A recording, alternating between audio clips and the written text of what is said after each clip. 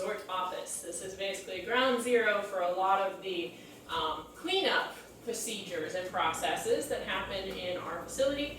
And it's also, well, sometimes a reliably quiet and controlled environment. I have a lot of control over just how chaotic this space can be. So this is an ideal workspace for Mr. Mash because novelty is scary for him. So we started work off leash today, and he picked right back up where we left off pretty quickly.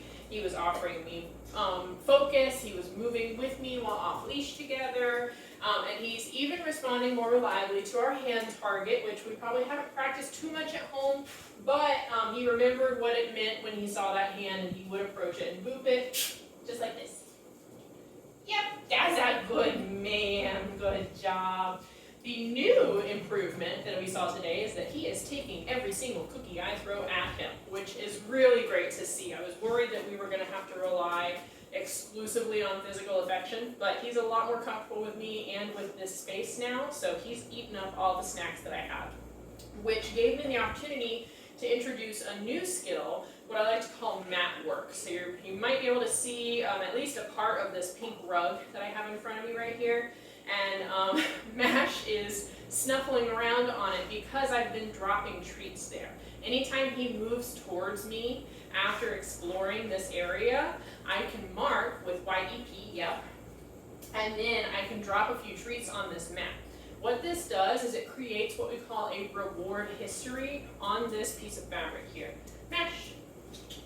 Yep, good boy. So I can even mark for other things, like him responding to his name with eye contact, or a successful hand target, or even a mash. Mash. Sit. Processing. You want to try again? Sit. No, there's a lot happening out there, huh? Okay, we'll get that. We'll get that. And the reward is delivered on the mat. So he's learning that no matter what kind of work he does for me, the food is going to be delivered on this little piece of, or not little, this piece of fabric right here, and he can snuffle that up. The reason why this mat work is going to be so valuable for him is because eventually I can prompt him to move onto this mat whenever I want him to. We practiced hand targeting. Yep, good boy, onto it, with treats delivered on the floor. There are some noises happening outside of the office that my microphone might not be picking up, so he's less certain about working for me right now. Can you sit?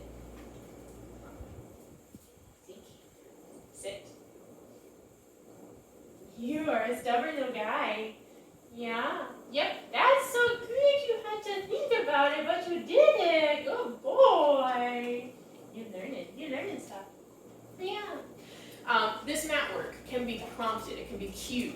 So he can learn to move on to this mat at your cue. Off, off, mash. I'm not too mad about his jumping in here right now because it's an indication of confidence for him, and that's what we're trying to build when he's here in the office with me. So if it becomes a problem, yeah, good boy, with social etiquette, we will continue to work on greeting behaviors, basically, which is just going to be somebody else offering a hand target and him moving to that hand target. Yep, good boy, before receiving pets from the person, okay? So, we introduce mat work. He gets treats delivered on the mat itself so that he learns to move towards it to get reinforced. And then eventually I'll be able to just kind of point or gesture to it, and he'll know to move on to that space before I drop my food delivery. The reason why this mat can be such a powerful tool is that he gets really uncomfortable really quickly when new things are introduced to his environment, at least in this office setting when he's not with you. Good boy, there you go. So we want to give him an option when he's feeling uncomfortable, because what I saw today was when he's not comfortable with something, his first choice is to start low growling and freezing and hard staring at it and lowering his head and tensing up and just kind of shifting into conflict mode. And what I want him to learn is that he has a safe space where rewards have been delivered reliably that he can move to anytime he's feeling uncertain or unsure about his surroundings or about his choices. He has a reliable choice that always means snacks, and he doesn't have to yell about it or growl about it or freeze or think really hard and potentially make some poor choices like lashing out or nipping at people if he feels like he has no control over the situation.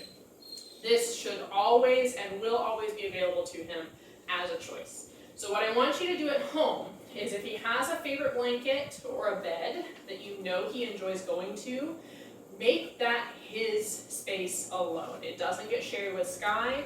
The kids need to know that they can't just go crawl all over him if he's laying on it or interacting with it. Good boy, that is his space to receive rewards and to move on to if he feels like he needs to take a break and take a rest, okay? And you can start letting him know that that is his safe place by training around it. Mash. Yep, good boy. Yep.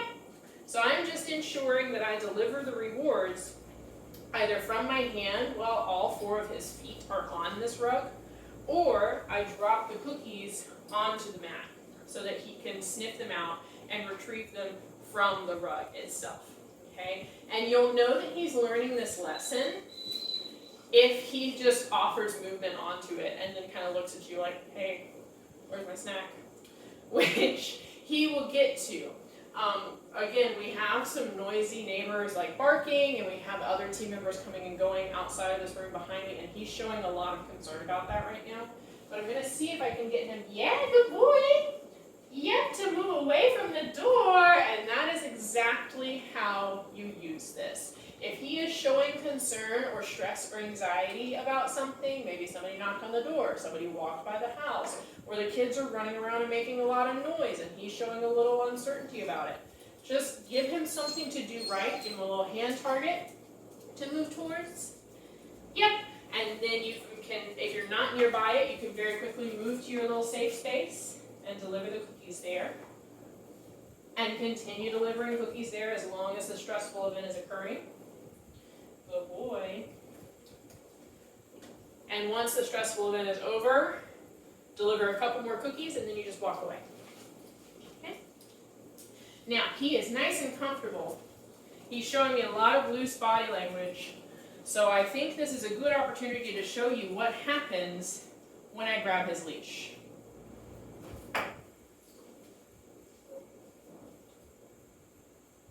So you see that movement away? He's still wagging his tail, but he's now practicing what we call avoidant behaviors. He has moved away from me. I'm going to see if he's willing to approach it.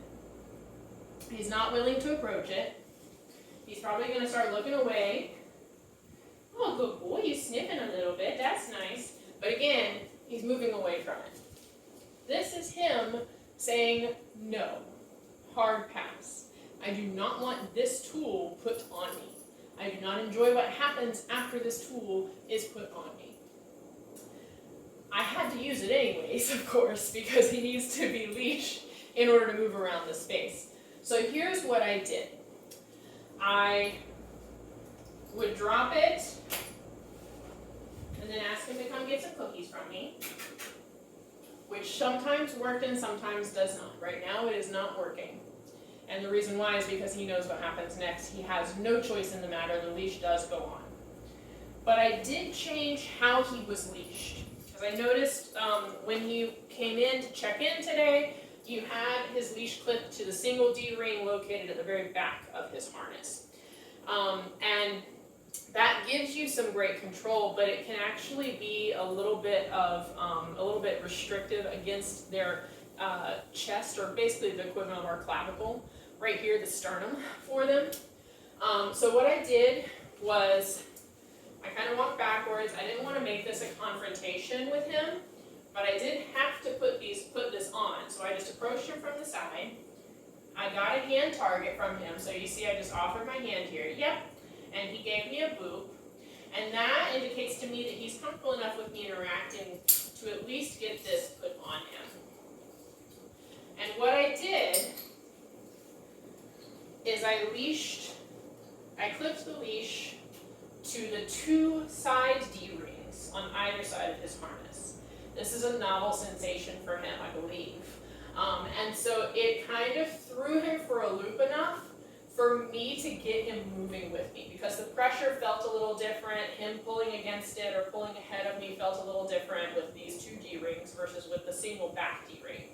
And it enabled me to start practicing loose leash movement with him choosing where he wanted to go.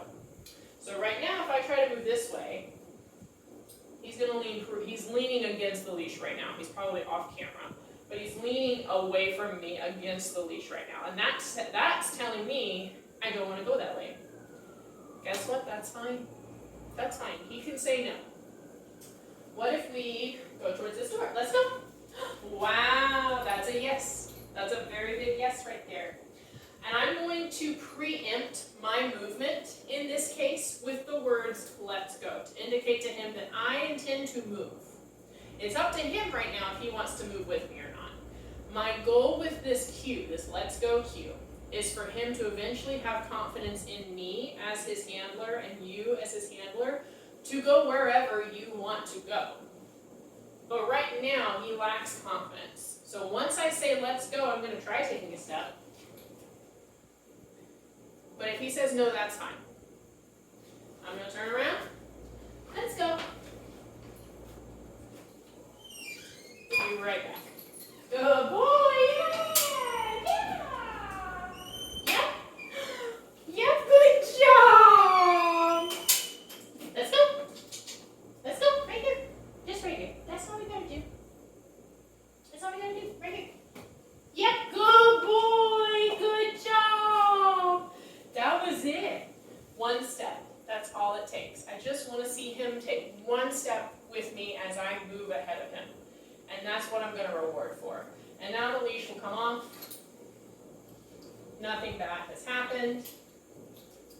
And he can give me a nice little shake and get that bouncy step back. Yeah, that tail wagging. We're so happy because the leash is gone, so we have choices now. We're eating the cookies.